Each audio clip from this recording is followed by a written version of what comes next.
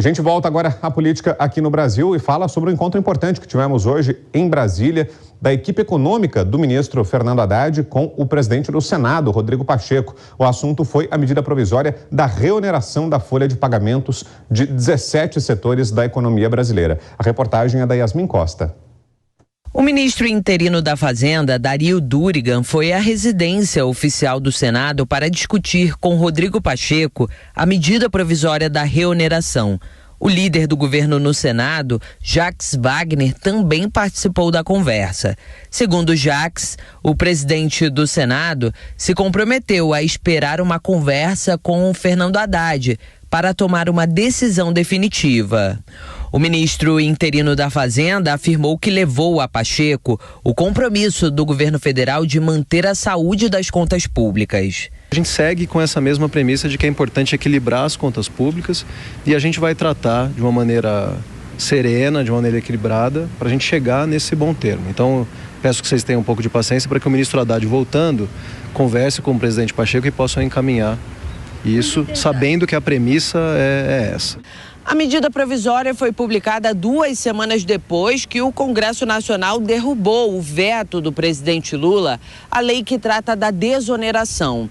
A MP estabelece um retorno gradual a partir de abril dos impostos que incidem sobre a folha de pagamento dos 17 setores da economia que mais empregam no país. Assim que foi publicada, a MP provocou críticas de representantes de empresas, sindicatos e parlamentares, que defenderam que o texto seja devolvido ao Executivo. O presidente do Senado tem falado em diálogo, mas também defende a posição do Congresso a favor da desoneração. Então a reportagem da Yasmin Costa trazendo para a gente as últimas informações sobre essa negociação. E dou as boas-vindas agora aos nossos comentaristas, a Dora Kramer e ao Cristiano Vilela, que estarão hoje aqui na bancada analisando as notícias desta quarta. Oi, Dora, boa noite. Boa noite, Brown, boa noite, Vilela, boa noite a todos. Vamos lá para as nossas rodadas de análises, porque, como eu disse ontem, o recesso não dá folga. E como você diz, Vitor Brown, a notícia não para. Pois é, e nesse caso, uma notícia que está aparecendo todos os dias na nossa pauta, um assunto a respeito do qual a gente não deixa de falar, a reoneração da folha de pagamento, e hoje, com mais um passo dessa novela que se transformou, hoje a apresentação da defesa, vamos dizer assim, do governo, né? O governo teve a chance de levar ao presidente do Senado, Rodrigo Pacheco, as suas explicações. Tivemos esse encontro que a Yasmin detalhou para a gente, da equipe econômica do ministro Fernando Haddad com Pacheco. Será que são suficientes, Dora, os argumentos do governo, as alegações de problemas orçamentários, de dificuldades para fechar as contas públicas? Será que isso vai sensibilizar o presidente do Congresso ou o caminho dessa medida provisória já está selado, Dora? Olha, a questão não é sensibilizar o presidente do Congresso, mas sensibilizar os congressistas, que até agora não parecem dispostos. Essa reunião com o secretário executivo é apenas uma etapa, assim, para não dizer que o governo está inerte, porque a reunião, para valer, se é que vai ter algum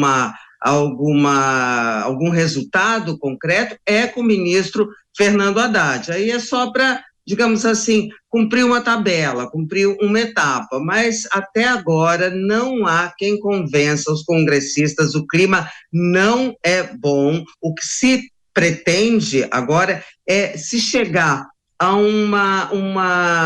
ter uma atitude, ter o mesmo resultado, ou seja, não ter a medida provisória, porque essa aí está morta, parcial ou totalmente. Mas fazer isso de uma maneira mais, digamos assim, cordial, menos atritosa. Cordial eu não diria, porque aí não tem cordialidade mais possível, porque não adianta, essas dificuldades, todos esses argumentos estavam postos. O governo podia ter feito isso antes. Essa história estava tramitando no Congresso há meses, então não tem nenhuma justificativa. E quando o Congresso, o governo diz que pode não cumprir a meta fiscal, se essa medida não for, esse veto, ou enfim, essa desoneração não for pelo menos abrandada, o Congresso se sente ainda mais afrontado, né? Porque atribuir agora ao Congresso uma questão que não é dele, não é por causa da desoneração que vai se descumprir eventualmente a meta, e é claro que isso não contribui para o clima. Vamos ver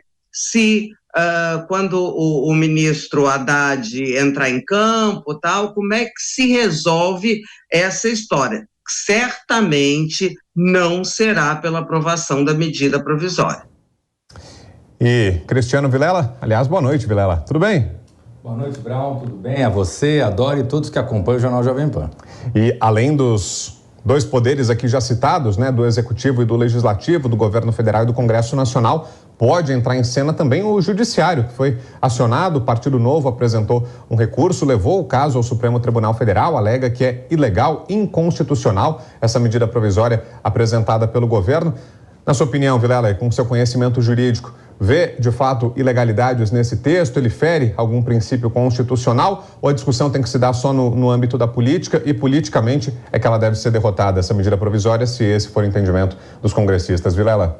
Olha, Brown, essa medida ela é totalmente equivocada, seja do ponto de vista político, pelos elementos que a Dora muito bem colocou, é uma forma de aviltar o legislativo, vir com essa discussão da MP, retomando essa discussão desse tema que já tinha sido decidido, e ainda mais com essa fala agora, querendo jogar uma culpa no Congresso, caso o déficit fiscal ele não seja zerado agora no próximo ano. E, além disso, nós temos um elemento jurídico bastante importante, porque o governo, ele rechaçou no primeiro momento, dizendo que esse tema da desoneração, ele era inconstitucional. E depois, logo em seguida, no final do ano, vem com essa MP, de alguma forma, prorrogando essa desoneração por mais uns meses. Ora, se era inconstitucional, se o governo não poderia assim fazer, seja por conta de não ter uma base financeira para suprir esse valor, seja por conta da emenda constitucional